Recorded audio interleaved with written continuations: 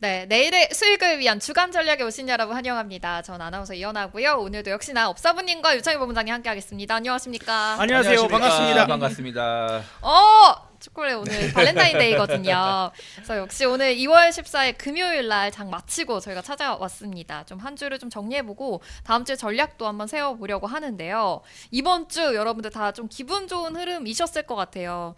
화수목금 4거래 연속으로 상승하는 흐름도 보여줬잖아요. 그래서 여러분들의 좀 수익도 좀 잘 나지 않았을까라는 생각을 해보는데 일단 오늘은 2600선을 좀 터치하기도 했었습니다. 네. 그래서 좀 되게 좋은 시장이 연속이 되려나 라는 생각이 들긴 했거든요. 하지만 또 우리 전문가분들의 또 생각은 다를 수도 있으니까 좀 한번 자세히 한번 들어보도록 하겠습니다. 일단 유창희 본부장님 오늘 어떻게 보셨어요? 바이오주 쪽도 막 지난주에 네. 얘기하셨는데 바이오주 쪽으로 또 상승이 계속 나오기도 네, 했죠. 다 나오긴 하는데 네.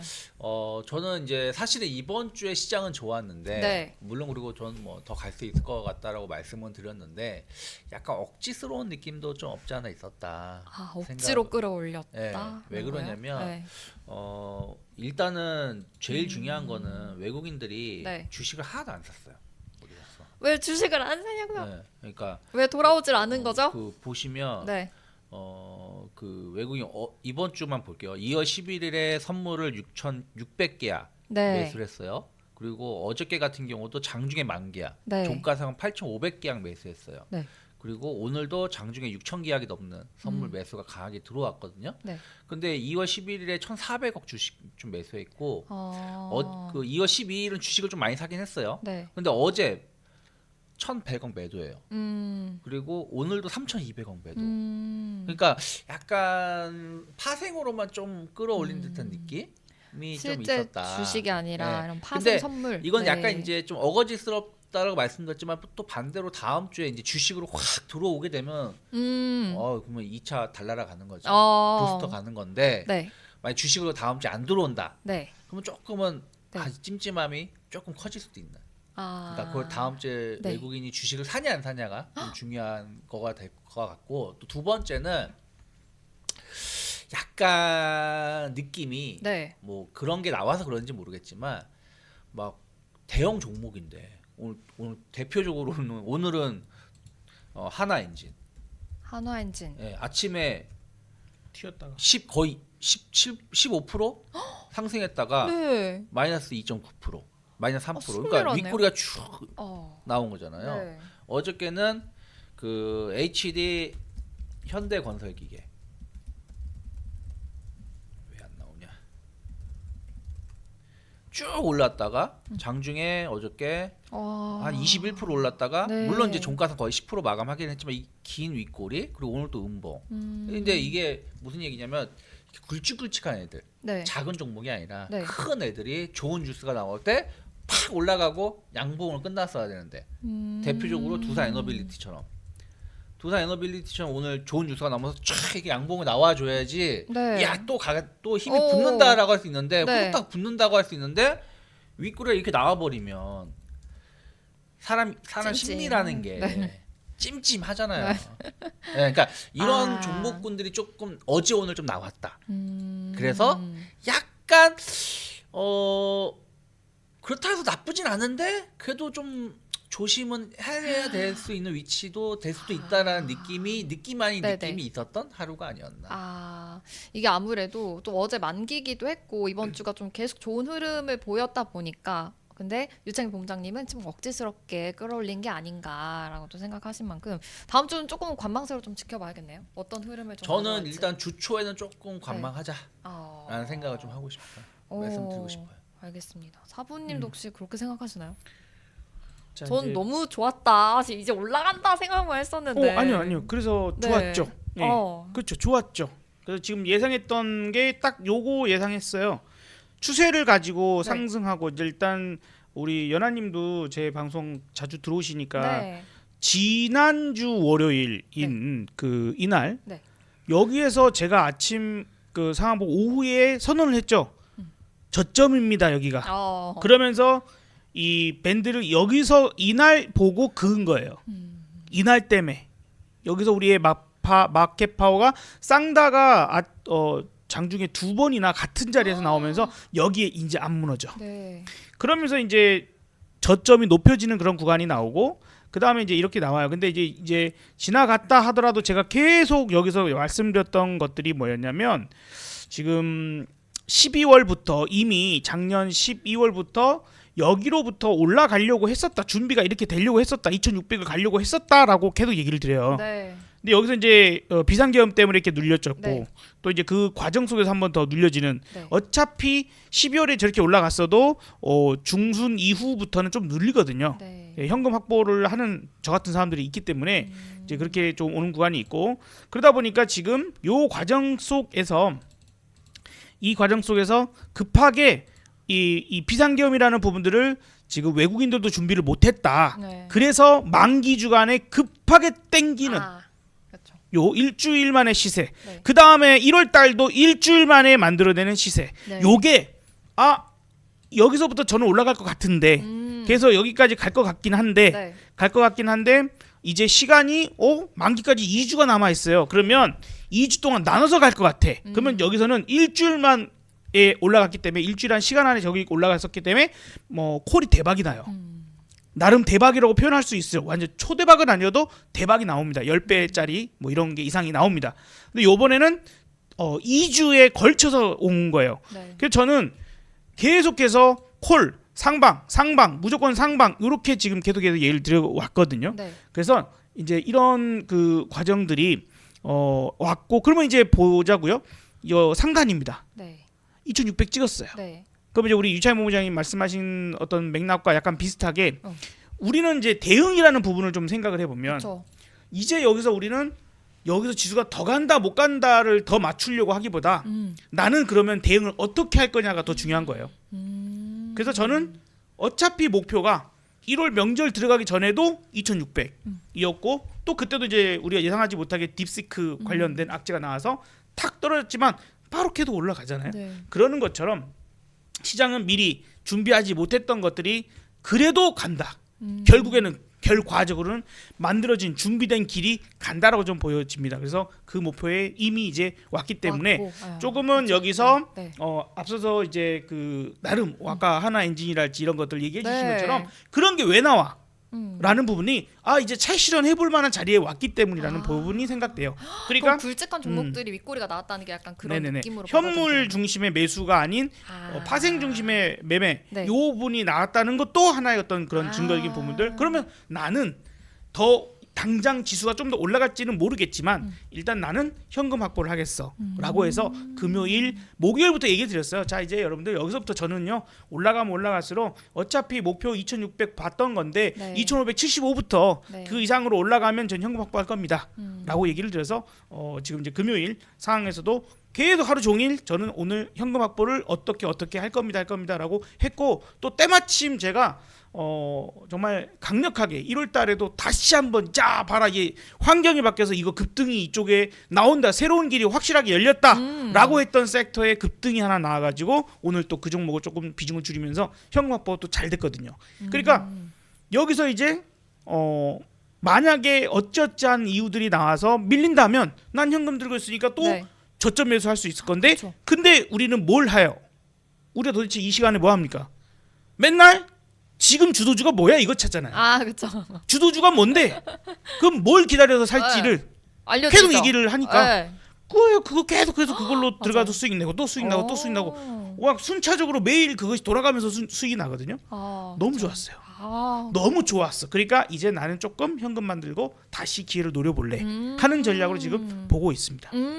오늘 사부님 방송 보신 분들은 이제 현금 다 챙겨셨으라고 느낌이 오고 이제 주도주가 진짜 무엇인지 좀 다음 주 어떤 거를 좀 눈여겨봐야 되는지 한번 그럼 이야기해 보도록 하겠습니다.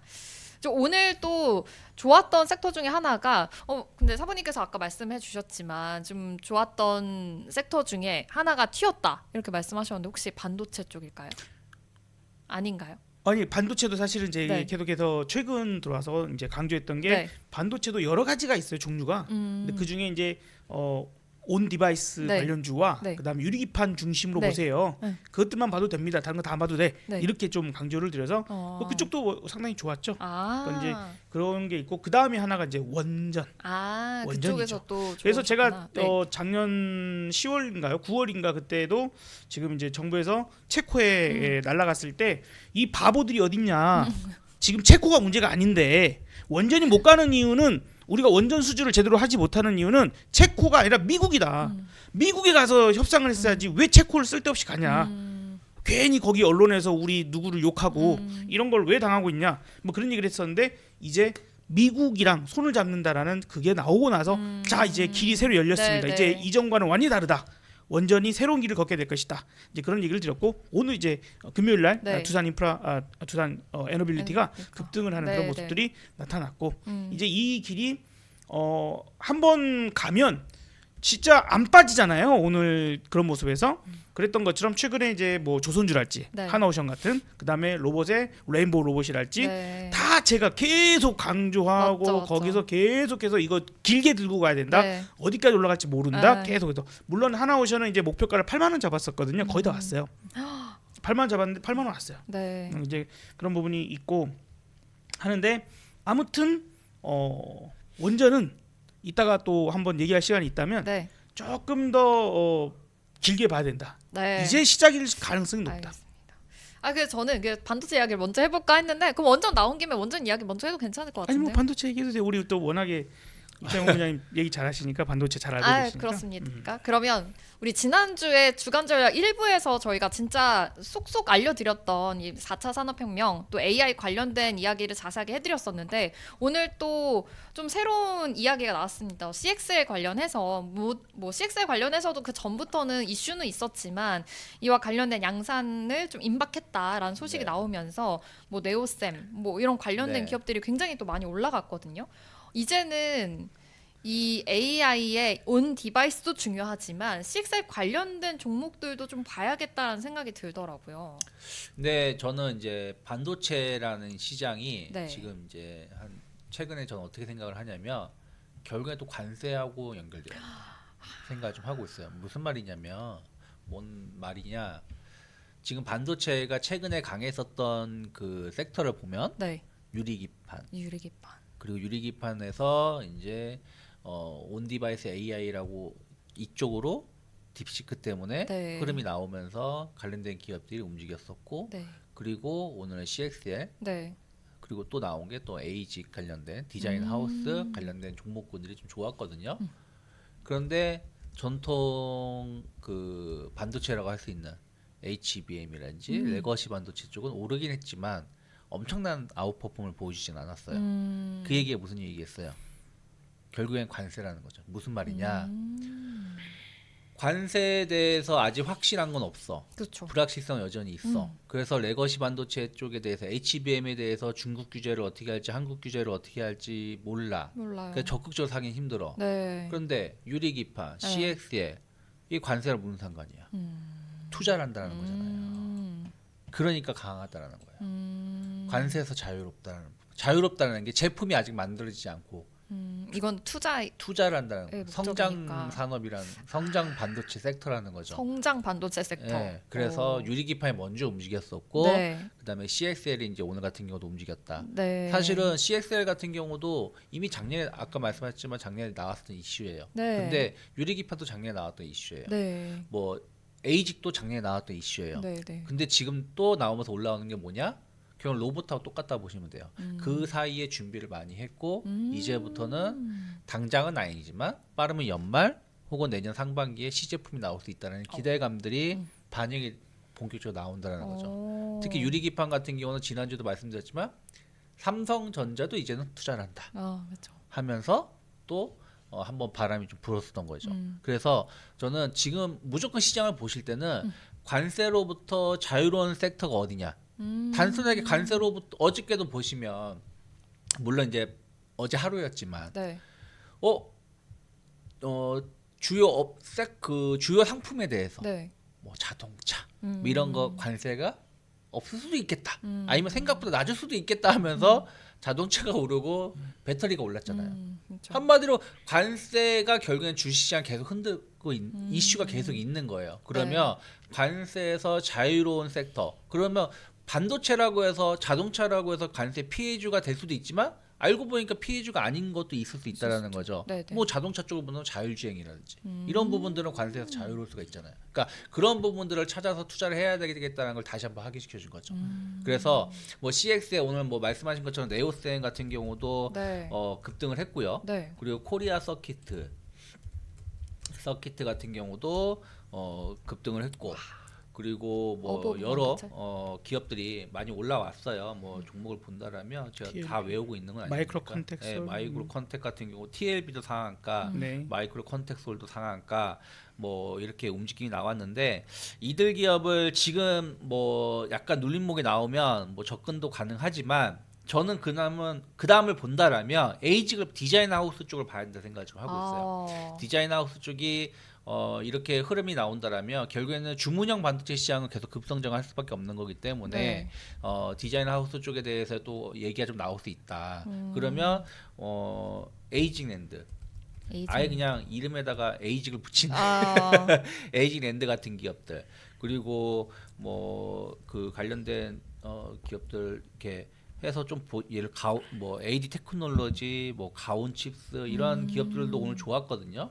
좋았는데 뭐 차트를 보면 가온 칩스도 보시면 2차 상승에 성공하는 모습이고 AD 테크놀로지를 이렇게 우상향하려고 하고 있는 모습이잖아요. 또 최근 들어서 거래량 좀 붙어주는 모습이고 이런 쪽에 대해서 다음 주쯤에 흐름을 좀 한번 체크해 보시면 좀 좋지 않을까 생각을 좀 하고 있습니다.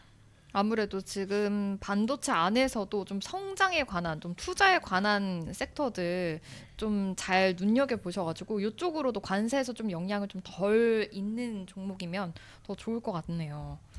사부님도 혹시 어떻게 생각하세요?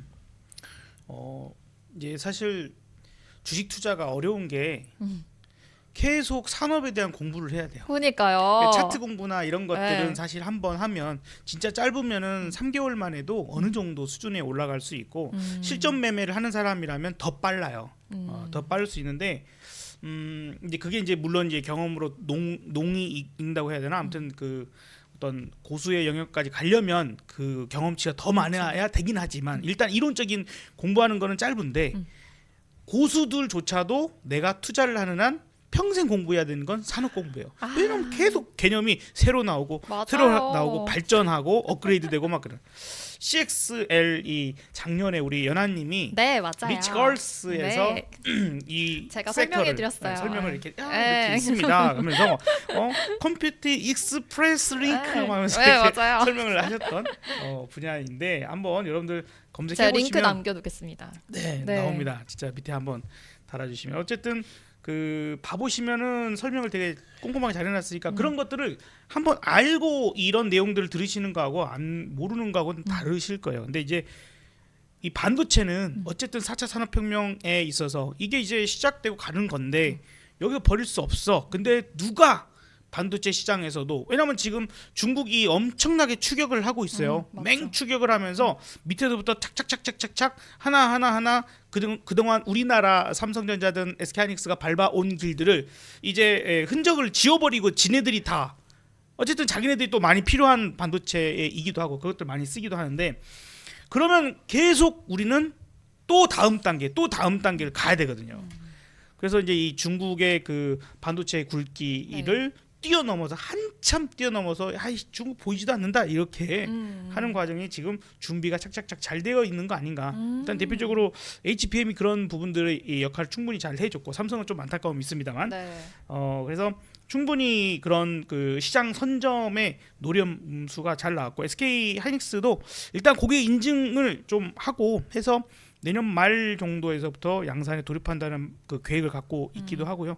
삼성전자도 오래전부터 SK하이닉스의 HBM이 계속 부각될 때 우리는 CXL이 있어! 막 이렇게 강조를 많이 했었었죠. 그래서 지금 물론 오늘은 이번 지난 주간에는 그 삼성전자가 뭐 다른 이슈로 좀 올라간 부분들이 그 없지 않아 있습니다. 자사주를 좀 추가적으로 매수한다거나 뭐 여러 가지 부분들이 있어서 그나마 좀 강세를 나타내는 그다음에 이제 만기 주간에 그런 부분에서 지수를 땡기기 위한 어떤 차원에서 좀 이용된 것도 있긴 한데 아마 삼성전자의 어떤 부분들이 좀 부각되게 된다라면 CXL 요 부분들로 인한 상승에 대한 부분들이 좀 나타나게 되지 않을까. 그다음에 또 한국의 반도체의 먹거리를 계속 네. 유지를 시켜줄 수 있는 사실 우리가 이 세계 그 어떤 시장에서 계속 이거를 갖고 간다는 것도 매우 어려운 일이거든요. 예, 추격당하지 않고 계속 선점해서 리더의 어떤 역할을 한다는 건 참 어려운 건데 이걸로 인해서 또 가능할 수도 있지 않겠는가 좀 생각이 들어서 앞서서 종목들은 다 얘기를 해주셨으니까 원체 뭐 TLB, 마이크로 콘텍솔, 코리아 서키트, 네오셈, 오킨스 전자 뭐 등등등 센 종목들 중심으로 보시면 돼요. 그러면 이런 것들은 사실 좀 소부장 느낌인 거잖아요. 그럼 조금 더 큰 개념으로 삼성전자도 이제 이런 거에 관련해서 오를 가능성도 있는 건가요? 사실은 삼성전자가 그거 덕분에 오른 거예요. 이제 그 삼성전자가 그 뭐랄까 제가 그제도 말씀드렸지만 이 딥시크 때문에 네. 만약에 삼성전자 기회를 잡을 수 있다라면 네. 온디바이스 AI 시장이 좀 빠르게 커져서 이 노트북 스마트폰이 교체가 좀 빨리 이루. 그래서 지난주에 오늘 갖고 왔어요? 네, 그럼요.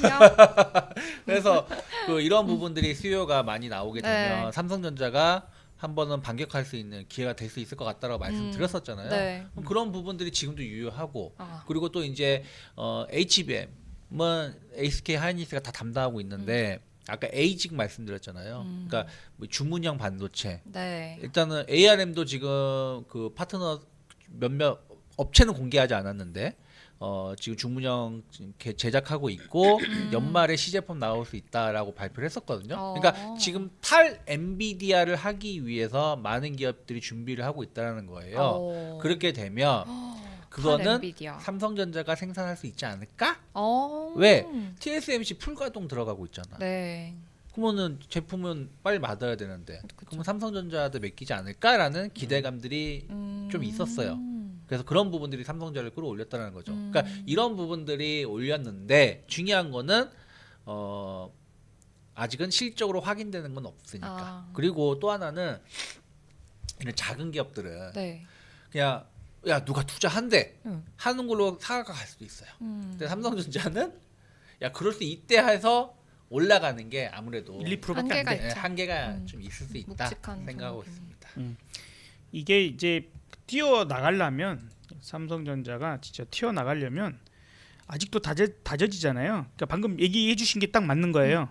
그게 그러면 야 우리 삼성전자에서 이제 CXL이 확실하게 미래 먹거리가 딱 됐어. 네. 수익 창출이 돼라는 게 나오면 그때 접근해도 전 늦지 않다고 봐요. 아. 꽤나 많이 이제 눌려져 있고 네. 바닥 다지기 충분히 되고 있는 그런 상태에 있고 만약에 여기에서 그게 더해지는 마치 SK 하이닉스의 HBM이 이렇게 만들어줬던 것처럼 막 네. 직원들 성과급을 5천만 원씩 박박 줄 수 있는 그런 상황이 올 것처럼 그죠 정말 1등 공신 아니었습니까? 그런 것처럼 삼성전자에게 그런 역할이 되어줄 수 있거든요. 그렇기 때문에 그러면 야 그 뒤로 얼마나 올랐어요. 그러니까 지금 이거를 굳이 아직 확정되지 않는 그런 상황에 여기서 몇 프로 올라갈지 5% 올라갈지 10% 올라갈지 그런 게 아니라 이제 완전한 우상향을 만들 수 있어 할 때 들어가도 충분히 어느 정도 좀 더 안전하고 확실하게 수익이 낼 수 있지 않을까. 그렇죠. 그래서 만약에 그 타이밍을 본다라면 네. 이번 주에 그저껜가 나온 뉴스를 보시면 네. 삼성전자가 파운드리 공장을 네. 5월인가 6월부터 재가동할 수 있다. 재가동한다. 이제 셧다운이 이제 끝내겠다라는 뉴스가 나왔어요. 그러면 그때 가서 가동이 들어간다. 아 진짜 오류 거래? 네. 오 진짜. 그리고 하네? 또 그때 가동이 들어간다는 얘기는 무슨 얘기겠어요?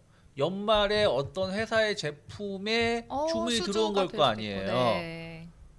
그러면은 어느 정도 실적이 이제 또 확인이 뒷받침되니까. 되겠죠. 실적이 아니라 우리가 얘기했던 이런 그 온디바이스 AI가 됐든 주문형 반도체가 됐든 이런 것 삼성전자가 정말 수혜를 입네 확인된 시점이잖아요. 그러면 그때부터 그때 주가도 오르고 외국인도 갑자기 그런 적이 없었는데 한 1조 사고 돌아오고 그때 비싸더라도 사면 된다. 그 한번 그런 생각도 해봐요.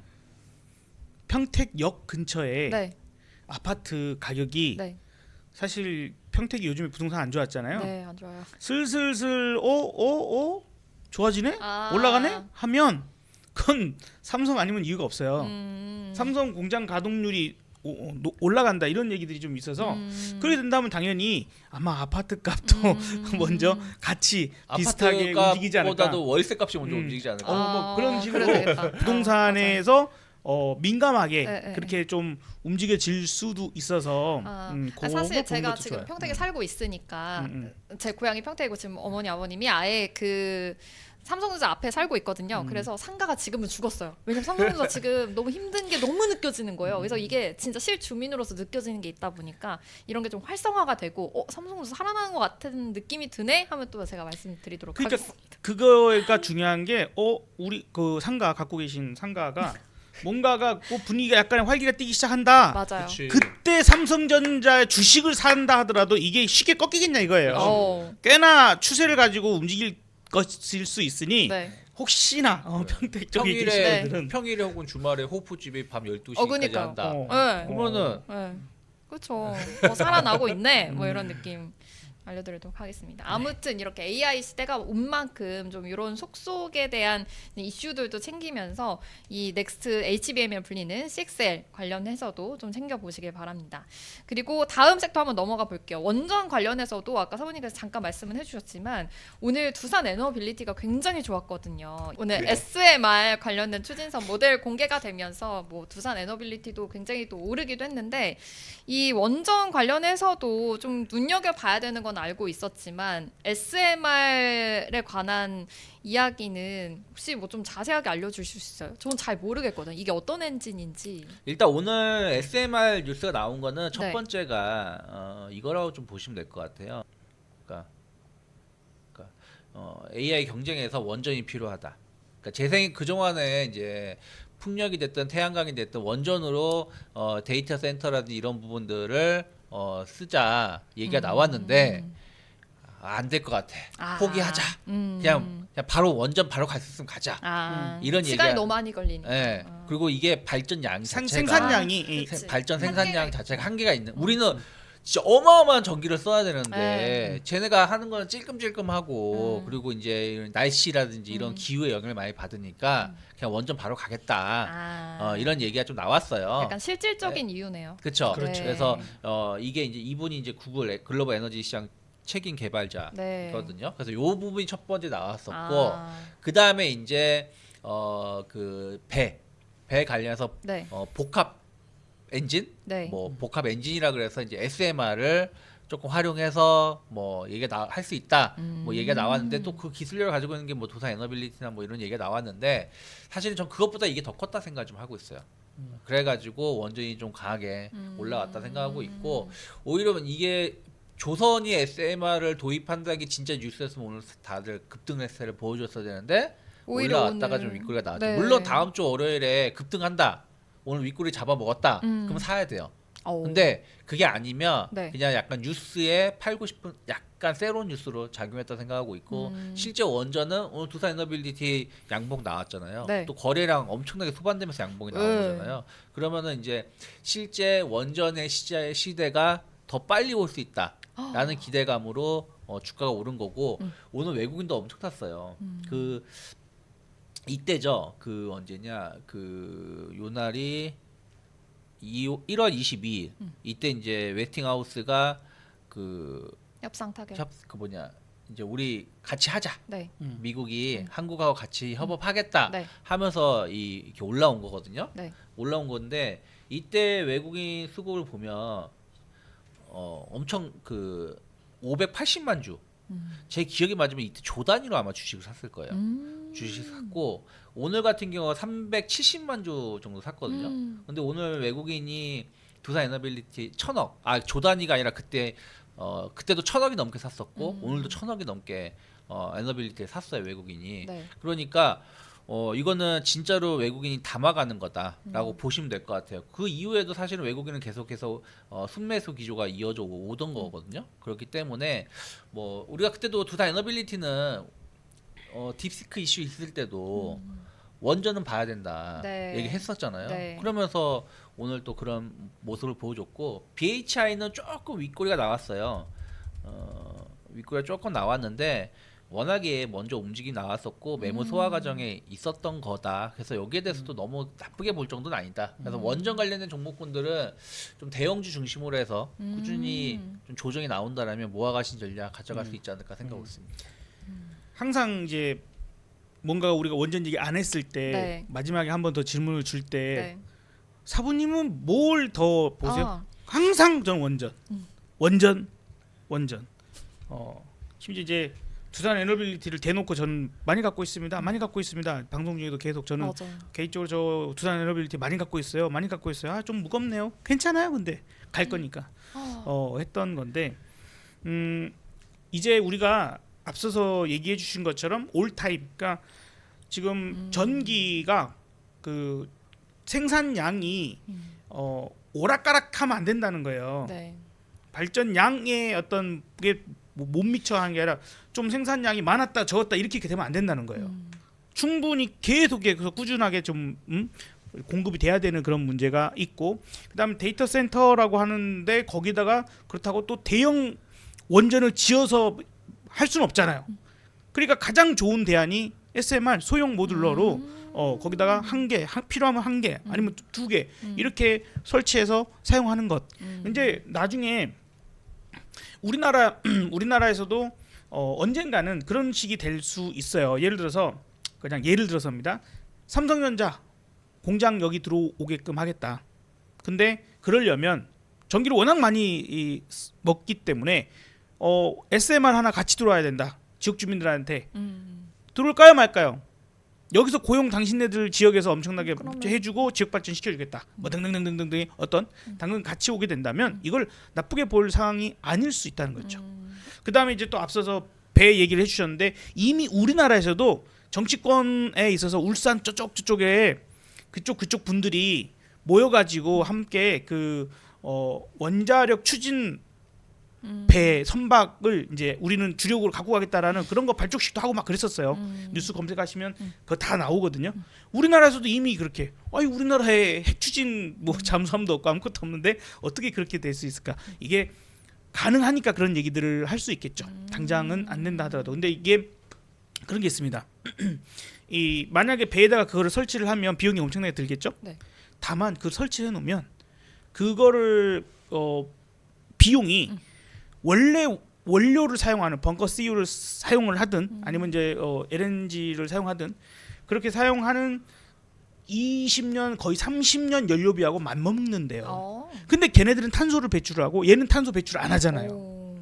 그럼 과연 어떤 부분에서 이걸 연료를 그 채우겠다고 대기하는 시간이든 뭐든 여러 가지 부분들도 있을 테고 이런 것들이 이제 시대가 바뀌는 것들이 있습니다. 거기다가 이제 하나만 덧붙이자면 워낙에 설명을 잘 해주셨으니까 네. 하나만 덧붙이자면 일단은 우선 앞서서의 어떤 상승이 한번 크게 팍 튀어서 나왔을 때는 미국과 드디어 이제 손잡고 네. 우리 체코 원전이든 어디든 다른 나라도 원전 해볼 수 수주에 있다. 해볼 만한 네. 길이 열렸어. 이제 네. 이 부분이 있고 원전의 고질적인 문제가 뭘까요? 원전이라고 하면 딱 떠오르는 문제점. 이거 이래 갖고 원전이 되겠나? 왜 탈원전을 하려고 했을까? 환경. 이 안 좋아서. 사고. 네. 그죠? 네. 폭파 사고나 뭐 방사능 이런 것들이 어떤 네. 문제점들이잖아요. 그다음에 문제가 폐기물. 그러니까 사용을 한 폐기물. 사용 후 핵연료를 어떻게 할 거냐? 우리나라도 지금 이제 앞으로 한 5년 정도 계속되면 이제 저장의 용량이 꽉 찬다. 이거 어떻게 처리해? 5년. 이거 문제죠. 네. 그래서 지금까지는 이제 3세대 원전까지 온 거예요. 네. 그래서 지금 4세대 원전에서 무엇을 추진하고 있냐면 사용 후 핵연료를 다시 재처리해서 그걸 연료로 사용하는 기술이 지금 연구가 엄청나게 되고 있는 거죠. 미국, 일본 중심으로. 네. 만약에 그렇게 된다고 하면 지금까지 우리나라가 쌓아놓아 있는 이미 사용해버린 그 핵연료가 앞으로 350년간 사용할 수 있는 연료가 돼버립니다. 재사용할 수 있게. 왜냐하면 이제 원전이 이렇게 되면은 우리가 그 문제가 됐던 것 중에 하나가 우라늄을 어디서 구해 와야 되는데 네. 우라늄을 가장 많이 생산하고 수출하는 국가가 러시아거든요.